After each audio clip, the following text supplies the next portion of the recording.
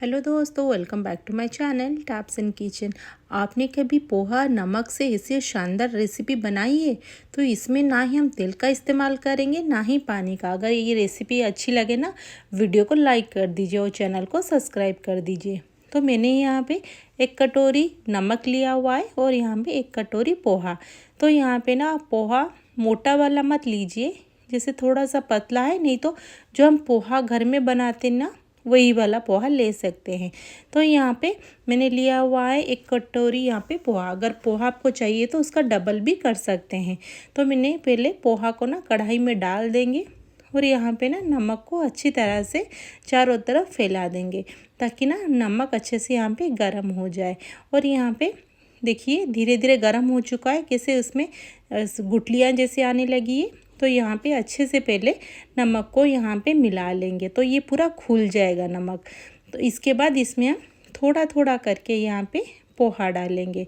तो यहाँ पे देखिए गर्म हो चुका है अच्छे से नमक।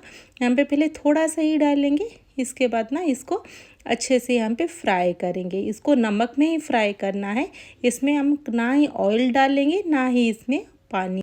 यहाँ पे हमारा जो पोहा है ना, ये नमक में ही फ्राई होगा और बहुत ही ज़्यादा हमारा टेस्टी बनेगा। तो हम इसको नमक में फ्राई करेंगे ना, तो यहाँ पे ना पूरा पोहा हमारा नमकीन हो जाएगा। यहाँ पे ना पोहा धीरे धीरे पूरा क्रिस्पी हो जाएगा। हम इसको लो फ्लेम में ही फ्राई करेंगे। अगर हाई फ्लेम करेंगे ना ये जल जाएगा और क्रिस्पी नहीं बनेगा और ना ब्लैक हो जाएगा धीरे धीरे। तो यहाँ पे ना नमक बहुत ही गर्म है, इसीलिए हम इसको लो फ्लेम में फ्राई करेंगे। तो यहाँ पे दोस्तों देखते रहिए कैसे आपने अपना उसका कलर चेंज होने लगा है। तो यहाँ पे देखिए धीरे धीरे ना उसका ना पोहा का शेप चेंज हो रहा है। देखिए वैसे ही हमारा पूरा पोहा अच्छे से यहाँ पे क्रिस्पी हो गया। उसको और हमें लाल करने की ज़रूरत नहीं है, उसको ना हम निकाल देंगे। तो मैं यहाँ पे ना पहले छोटी सी छन्नी लेके आई थी, तो यहाँ से ना मेरा नमक नहीं निकला। तो यहाँ पे ना मैंने इसको ही एक बड़ी सी छन्नी में उसको ट्रांसफ़र कर दिया, तो सारे नमक ना एक साथ पूरा वहाँ पे निकल गए। तो यहाँ पे एक बड़ी सी छन्नी यूज़ करिए दोस्तों, ताकि जल्दी से निकल जाए सारे नमक।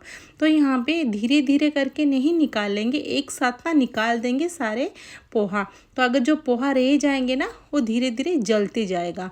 तो एक साथ हम सारे पोहा यहाँ पे निकाल देंगे। तो यहाँ पे देखिए अच्छे से हमारा पूरा क्लीन हो गया है। यहाँ पे पोहा पूरा एक एक करके पूरा क्रिस्पी बन गया है। इसको हम ना एक प्लेट में यहाँ पे ट्रांसफ़र कर देंगे। तो देखिए अच्छे से पूरा हमारा फ्राई हो गया है और जितने हमारे यहाँ पे रहे ना पोहा उसको भी हम यहाँ पे डाल देंगे और इसको नमक में ही फ्राई करेंगे। उसको जब फ्राई करेंगे ना धीरे धीरे ना पोहा का पूरा मॉइस्चर पूरा चले जाएगा। और मैंने जब पोहा का इस्तेमाल किया था ना उसको ना पहले कपड़े से थोड़ा सा क्लीन कर दिया था, ताकि ना पोहा का ना जितना डस्ट है ना वो क्लीन हो जाए। क्योंकि हम पोहा का तो मतलब नहीं क्लीन करेंगे ना पानी से। तो यहाँ पे देखिए धीरे धीरे हमारा ये पोहा ना अच्छे से क्रिस्पी होने लगा है। तो हम यहाँ पे अगर नमक से फ्राई करेंगे ना बहुत दिन तक स्टोर भी करके उसको रख सकते हैं, क्योंकि इसमें बिल्कुल भी हमारा थोड़ा सा भी मॉइस्चर नहीं है।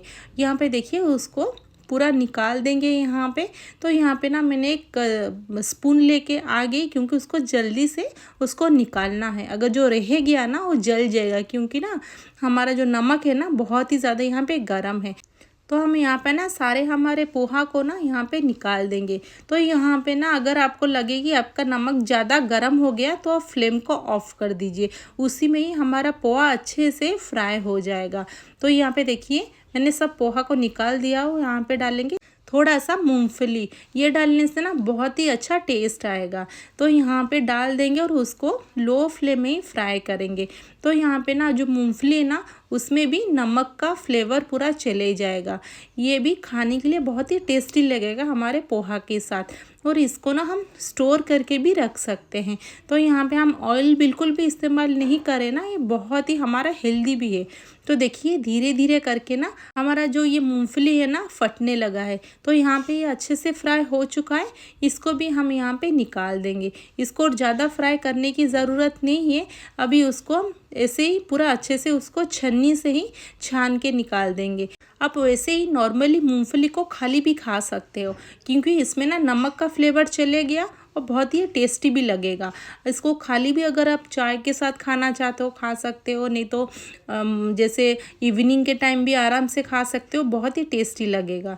तो यहाँ पे देखिए मैंने सारे जो मूंगफली है ना उसको मैं निकाल दिया है। इसमें डालेंगे अभी थोड़ा सा काजू। तो यहाँ पे ना मैं थोड़ा सा ही काजू डालूंगी, उसको ज़्यादा बिल्कुल भी फ्राई नहीं करेंगे। तो यहाँ पे देखिए मेरा 2 बच गया था मूंगफली, तो यहाँ पे बस 1 या 2 मिनट के लिए उसको फ्राई करेंगे ताकि ना नमक का थोड़ा सा फ्लेवर काजू में भी चले जाए, क्योंकि उसको ज़्यादा हमें काजू को फ्राई करने की ज़रूरत नहीं है जैसे मूँगफली और हमने किया था पोहा को। बस 1 मिनट के बाद ना उसको मैंने निकाल दिया है काजू को।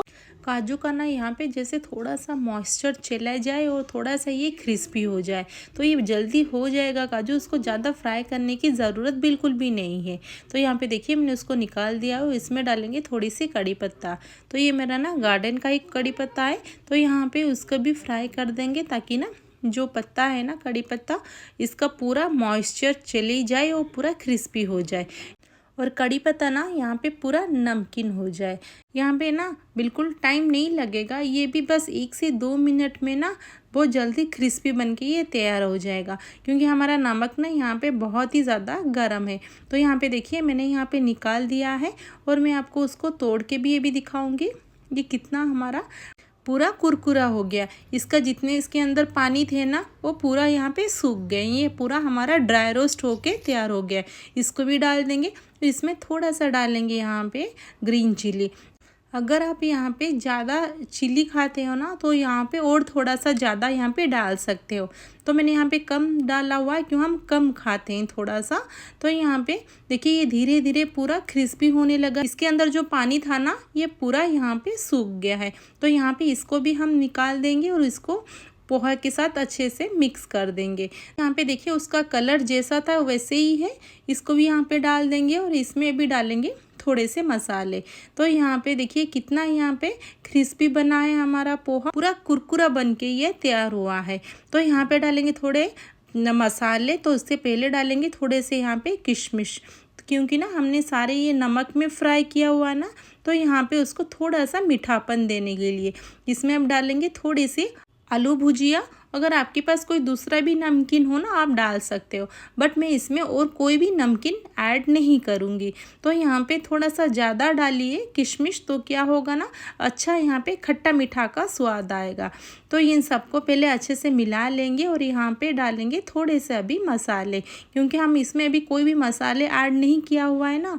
तो यहाँ पे पहले इन सबको अच्छे से मिला लेंगे ताकि हमने जितने भी फ्राई किए हुए थे ना सब अच्छे से यहाँ पे मिक्स हो जाए।